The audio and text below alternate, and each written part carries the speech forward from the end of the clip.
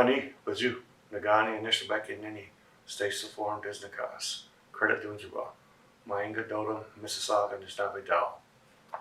I'd like to acknowledge the Creator, the world around us, and our place within it. I'd like to acknowledge the many nations that walked this land in the past, the many nations that walk it today, and welcome you to the treaty lands of the Mississaugas of the Anishinaabe. I'd like to start by offering you a prayer. We give thanks to the Creator for allowing this gathering. We ask that He guide us and forgive us when we falter and disappoint. For though we aspire to greatness, we are, after all, only human. Grant us a clear mind, a pure heart, and courage. A clear mind to make intelligent, well-thought-out decisions. A pure heart to make decisions that are without personal bias and desire. And the courage to use both, a clear mind and a pure heart in our lives. Let us set aside small differences. Let us concentrate on real issues. Let us not be bogged down in rhetoric. Let us live each day with a feeling of accomplishment and pride. Most importantly, let us remember we are not adversaries nor are we enemies. We share a similar past, a kindred spirit, and a common heritage.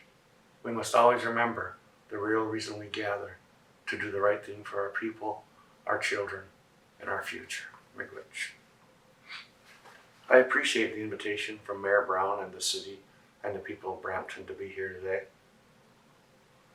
Normally I would speak about National Indigenous Day and speak of the strength of our ancestors and the need to provide education and a celebration of our survival. Yet given the discovery of the 215 children on the grounds of a former residential school in Kamloops, BC, I need to change my message. First, let me say thank you for lowering the flags to show respect and support for the children, the family, the Indigenous people, and the non-Indigenous who grieve. I know this news caused a lot of pain, and I'm afraid there's more to come. This is an awakening for the people of this land. This is a call to responsibility, not only for those involved, but for all of us. This is a call to action.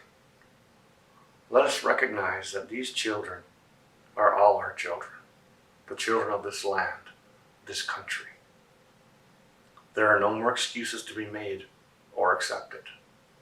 This is a moment in the life of this country that will determine how we go into the future.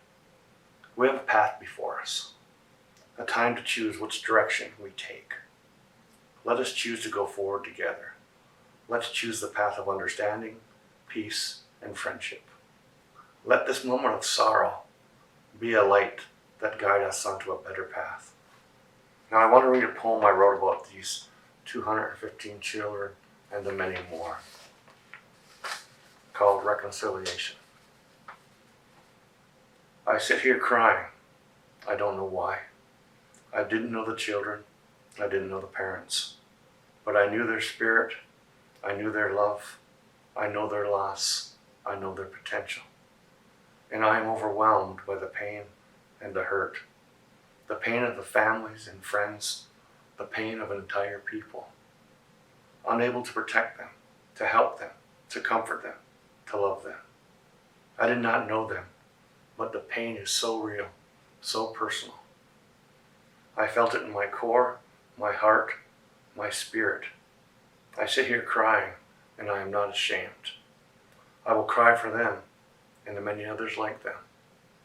I will cry for you, I will cry for me. I'll cry for what could have been.